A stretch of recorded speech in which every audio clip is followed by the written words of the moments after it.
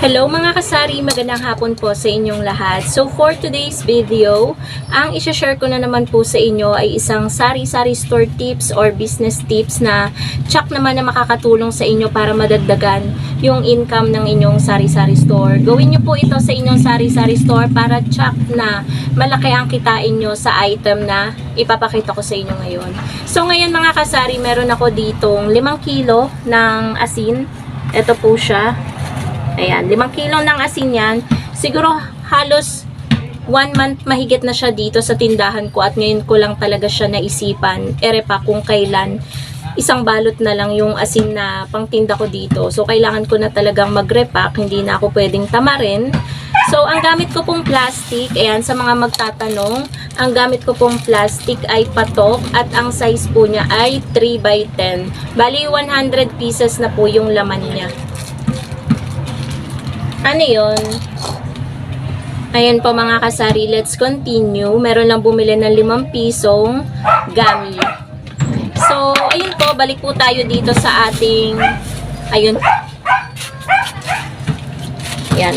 Naubos kasi yung plastic labo ko dito, nasa labas pa sa Shomayan yung isa pang plastic labo. Kaya ito rin yung ginamit ko sa gummy. Siya na lang yung pinagdampot ko. So, eto guys, 3x10, 100 pieces na yung laman niya. Kaya, sulit na sulit kung kayo mismo ay magre-repack din ng ganito. So, magkano nga ba ang tutubuin ko dito guys sa asin? Gano'n nga ba kalaki? Gawin nyo din to guys sa inyong sari-sari store. Tsak na sobrang laki ng tutubuin niya. Syempre guys, ilang beses na ako nakapag-repack nito at alam ko na rin naman yung tutubuin ko dito. Gusto ko lang i-share sa inyo mga kasari. So, ito po ay 5 kilo. Bali, ang puhunan po ng 1 kilo is 12 pesos. Pumatak po ng 60 pesos. Itong puhunan po natin sa 5 kilong asin. So, mag-start na tayo mga kasari mag-repack. Dito ako magre-repack sa medyo baba. Kasi yung ating panggamit na ano is yung mano-mano na kiluhan. So, ito guys, mamaya papakita ko sa inyo kung ilang guhit ba ang tagpa 5 pesos ko na asin. So, mag-start na tayo mga kasari. So, ito guys, ayan. Bali, 3 guhit nga pala yung aking 5 pisong asin. So, hindi ko na napakita sa inyo kasi nakaset up na yung ating camera dyan. So, mag-start na po akong mag-repack mga kasari. So, yung gamit po natin mga kasari na embudo, hindi ko magagamit dahil maliit lang yung butas ng mga embudo natin. Kaya, itong DIY na lang yung gagamitin natin. Ayan, ganyan lang siya guys.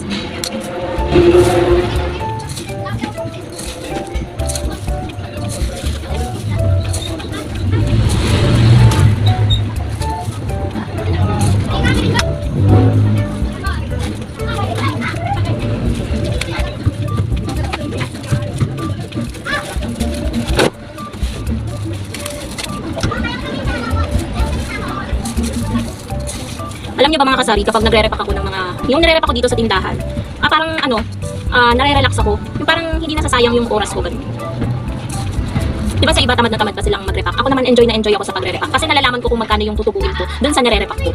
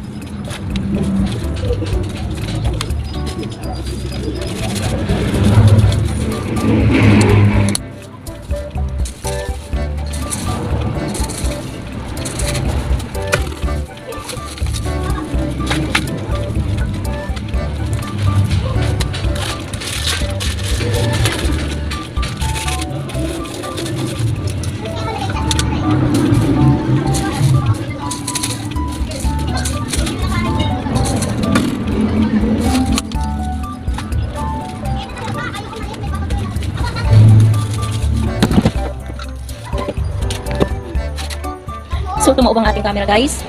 Ayan na yung update sa ating na-repack. Bali, naka 2, 4, 6, naka 6 na tag 5 piso na tayo mga kasari. So, i-continue na natin yung pagre-repack.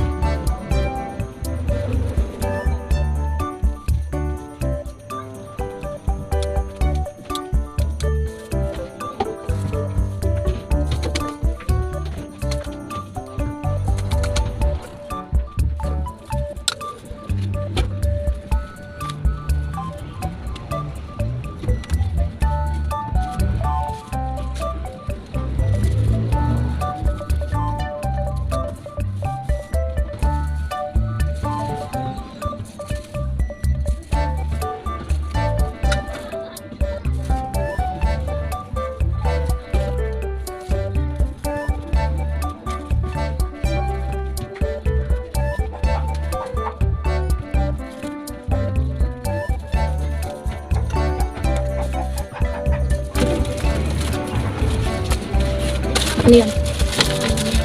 Kita ka sa vlog. Hi guys! Magkano ito? 12.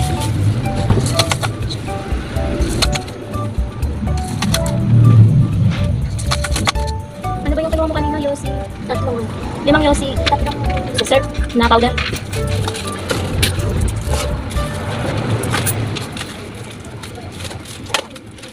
So, ito na mga kasari yung ating na-repack at pakita ko sa inyo kung ilang guhit siya. Although nasabi ko na sa inyo kanina, pero maigi pa rin na pinapakita ko sa inyo. So, ayan po yung ating kiluhan. Ayan, pantay na pantay po siya. So, wala siyang laman. Ayan, naglagay tayo nung naano ko na. Ayan siya. 3 guhit. Bali, magsimula kayo ng bilang dito. Pakanan. 1, 2, 3. So, 3 guhit po siya mga kasari. Ayan, saktong-sakto. Kumuha pa tayo ng iba. Ayan. So, makikita nyo, 3 guhit siya din. Medyo lagpas nga ng konti sa 3 guhit, pero okay na yan. Kuha pa tayo ng isa pa. Ayan. 'Di ba? 3 guhit din. So, yan guys, yung aking tag pa 5 pesos na asin. So, mamaya share ko sa inyo pagtapos ko mag-repack kasi medyo madami pa to. Share ko sa inyo guys kung magkano yung tutubuin ko dito sa ating 5 kilo na asin na ang puhunan ay 60 pesos. A few moments later. Ayan po mga kasari, tapos na po tayong mag-repack ng ating 5 kilong asin. At ito na lang po yung natira. Hindi ko na siya binalot kasi hindi na siya kakasya sa ating tag 5 pesos. So, ayan, ibubukod na natin mga kasari yung puhunan natin na 60 pesos. Dito ko na lang ilalagay guys sa kiluhan. So, kada dalawa is 10 pesos. 10, 20, 30, 40, 50, 60. So, ayan guys, kuha na natin yung puhunan sa asin. Meron lang mga naglalaro guys, nagtatakbuhan na bata sa labas kaya medyo maingay. Tapos ito yung sample na kinuha natin kanina. Halata nyo naman dahil medyo itim-itim na siya yung kanyang plastic. Ayan, medyo madumi na. So, ibubukod natin yan at baka mapasama pa. So, ito guys, lahat yung ating tinubo sa 5 kilong asin. So, bilangin na po natin.